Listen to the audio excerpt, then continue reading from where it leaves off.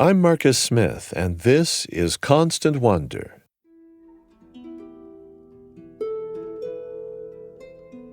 This month, with Christmas drawing near, join me on a journey called Advent.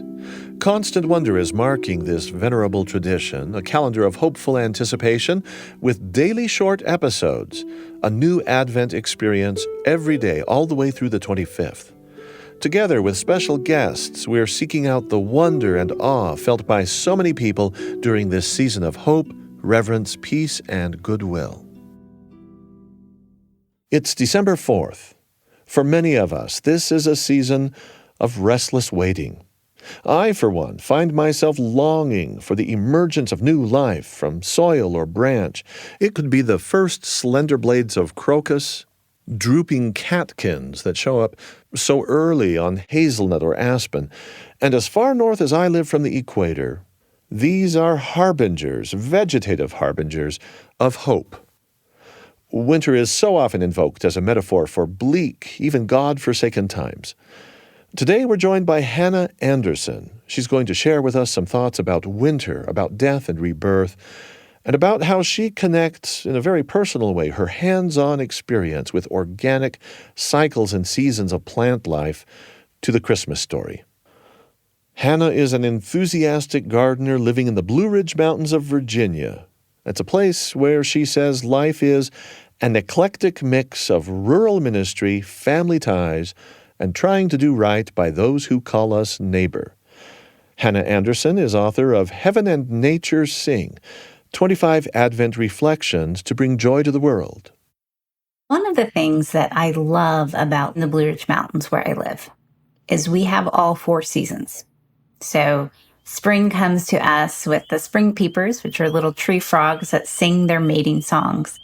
Summer comes with heat. We're in the mountains, but we're far enough south that we have some hot, muggy days. Of course, when autumn comes, the hills, they're just covered in glorious reds and golds and browns with the trees, the deciduous forest. But then winter shows up. It's such a stark season compared to everything else that's going on throughout the year. It's not that everything goes quiet, but it does go dormant. The same trees that had leaves on them that stood across the way now look very emaciated and thin because all of that foliage is gone. And they stand there with their branches, just stretched out, almost like arms and fingers.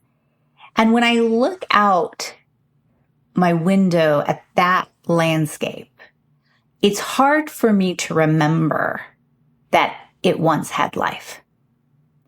It feels like a completely different universe, like a parallel universe, because it's so vastly different than what I had experienced for the 3/4 of the year. And it's an invitation to stay inside, to hunker down, but it also comes with this kind of shadow or darkness. And you really wonder if life will ever come again. You really do. I know that feeling.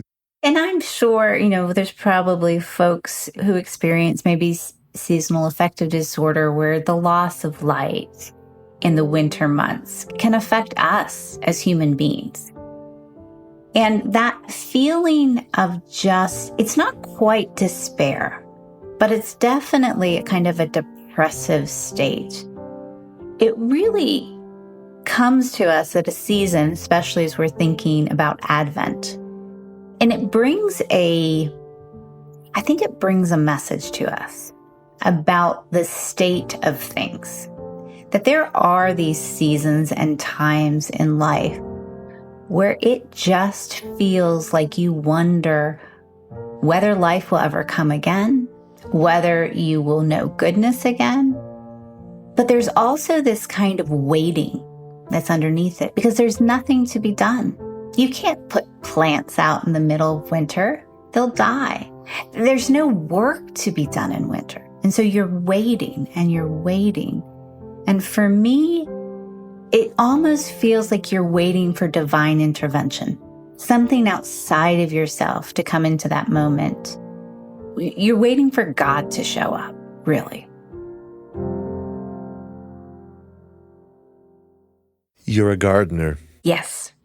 I think I know where you're coming from, because when I think about the springtime and say a perennial plant that I've loved that's been dormant and the top growth has died, maybe it's even starting to rot on the ground, I'm waiting for that moment when from the crown of the plant, the green starts to push up again.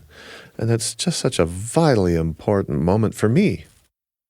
And I'm a forgetful person, I have to say, because I go through these cycles every year. I garden. I know it will come again. But in the middle of winter, I don't think I believe it. I'm not sure that that bed of hostas will actually ever be green again. And sometimes I have to go back to my pictures that I took to remember what it looked like. And so I think what we're called to when we forget, when we look out the window of our lives and everything looks bleak and lifeless, is to hold on to that hope that the green is there and it will come, that there is going to be a moment coming where that shoot comes up for the first time and the light will gradually come back. And I think of the Christmas story, that's a lot of what's happening here. When we have the kind of promise of this birth, right? It's this small hope that comes into being, and the awareness that winter won't last forever, that spring is coming, and in this season it's coming with that Christ child.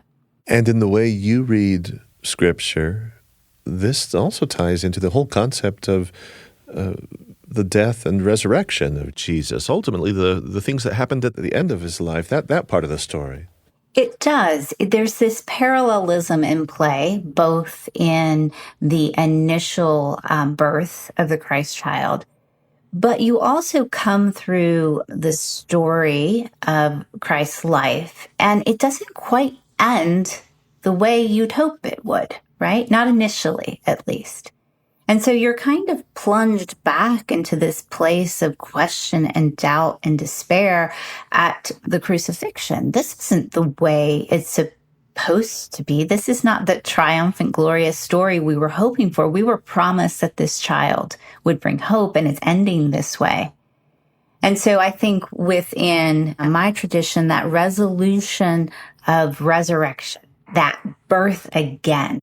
So we have the initial birth in Christmas, and then we have that resurrection birth of life coming back. And I think that's embedded into the cycles and seasons we see in the natural world around us. That there is this moment where you think all hope is lost. It's done. It's never going to live again. And then just as soon as you believe that, that little leaf comes up in the hostas, or the little bud forms on the tree. And you're reminded that hope never really was lost.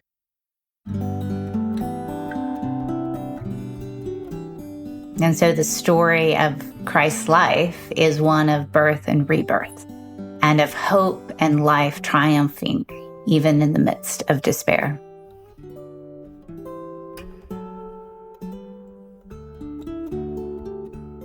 Thanks for joining with us today on December 4th here on Constant Wonder. This has been part of our Advent series, where every day we bring you a short thought or story to connect us with the spirit, the symbolism, the meaning of the Advent season. Our guest in this episode was Hannah Anderson. She's author of Heaven and Nature Sing, 25 Advent Reflections to Bring Joy to the World. And we're going to hear from her again later on in the series. Be with us again tomorrow for insights on the wonder of forgiveness. Today's episode was produced by Tenery Taylor with help from Camden Lamb and sound design by James Call. If you happen to miss earlier installments, no worries. You can find the whole series at byuradio.org or on Apple, Spotify, or wherever you get your podcasts. I'm Marcus Smith. Constant Wonder is a production of BYU Radio.